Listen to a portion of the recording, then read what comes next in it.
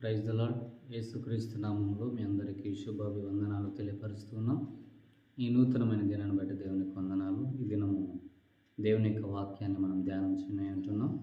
పేతురు రాసిన మొదటి పత్రిక 1వ అధ్యాయము 14వ వచనాన్ని మనం చదువుదాం. నేను పరిశుద్ధుడినై ఉన్నాను కనుక మీరును పరిశుద్ధులై ఉండుడని వ్రాయబడి ఉన్నది. దేవుని యొక్క వాక్యం ఈ విధంగా తెలియపరుస్తుంది.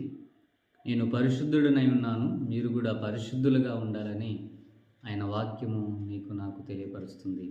ప్రభువు మహోన్నతుడైన దేవుడు ప్రభువైన యేసుక్రీస్తుల వారు ఆయన పరిశుద్ధుడు, నీతిమంతుడు కాబట్టి ఆయనను కలిగి జీవిస్తున్న మనందరము కూడా పరిశుద్ధులుగా ఉండాలని కోరుతున్నాడు. ఎందుకంటే దేవుడు పరిశుద్ధుడుగా ఉన్నాడు.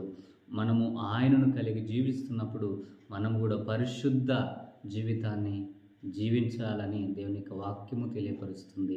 ఏ సహోదరి సహోదరుడా, ఈ దేవుని యొక్క మాటలు వింటున్న నీవు నేను మనందరము కూడా క్రీస్తును కలిగి ఆయన పరిశుద్ధుడైన ప్రకారము మనము కూడా పరిశుద్ధులుగా ఉండడానికి తీర్మానం కలిగి అనుదినము అలాంటి జీవితాన్ని జీవించుదుముగాక.